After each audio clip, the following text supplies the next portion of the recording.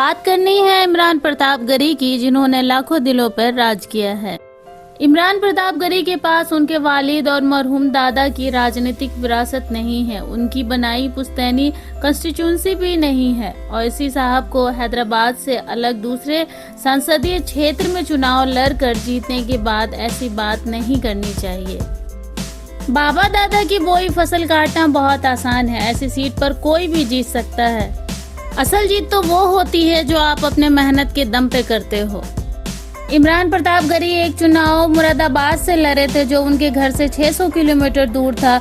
59,198 vote मिले थे इन्हें। ओवैसी साहब हैदराबाद के बाहर कहीं चुनाव लड़कर 59,198 वोट भी ला सकें तो बात करें। ये बात बहुत कम लोग जानते होंगे कि मुरादाबाद लोकसभा चुनाव 2019 इमरान प्रताप गरी ने लड़ा नहीं था, लड़वाया गया था। तब जब सपा बसपा गठबंधन और पुलवामा हमले के बाद उभरी मोदी लहर में स्पष्ट दिख रहा था कि चुनाव बाइपोलर होगा, तब मुरादाबाद से कांग्रेस के घोषित कैंडिडेट राज बब्बर ने चुनाव लड़ने से अंतिम समय में मना कर दिया था।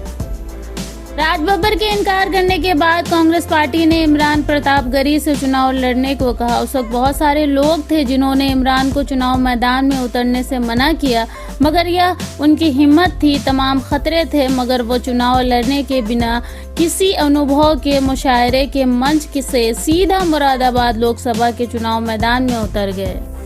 लोकसभा क्षेत्र बहुत बड़ा होता है, 5-6 विधानसभा होती हैं। मुरादाबाद में न रास्ते का पता, न गलियों का, न लोगों का पता, न कोई जान पहचान। शुरू में समझ में नहीं आता था इमरान को किससे मिले, न रहने का ठिकाना, न सोने का, चुनावी दलालों का अलग घेरा, न हाथ में पैसा, न पार्टी के कार्यकर्ता। वहाँ विपक्षी दलों से लड़ने से अधिक चुनौती कांग्रेस के अंदर के लोगों से लड़ने से थी। सबके सब बारात के दूल्हे के नाराज फूफा, आधा वक्त सबको मनाने में लग गया। ऊपर से अजहरुद्दीन से लोगों की अलग नाराजगी थी। कांग्रेस का संगठन उसके जिला कार्यालय जैसा जर्जर। इमरान चुनाव लड़े और 2014 में कांग्रेस की प्रत्याशी रही बेगम नूर बानो से 3 गुना अधिक वोट पाए। इधर सपा बसपा गठबंधन के कारण मुरादाबाद के मुसलमानों की एक तरफा पसंद सपा बसपा गठबंधन के डॉक्टर S.T. हसन थे। मुसलमानों ने नरेंद्र मोदी को हराने के लिए उन्हें वोट दिया।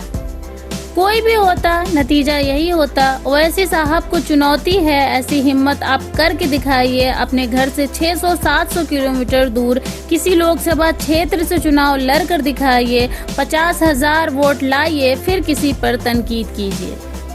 हमारे इमरान आज जो भी हैं, अपने और सिर्फ अपने मेहनत के दम पे हैं। और अगर आप भी मेरी तरह इमरान के फैन हैं तो ये आपके। मुझे नहीं लगता है कि इमरान सियासत में आने के बाद अपनी आवाज का लहजा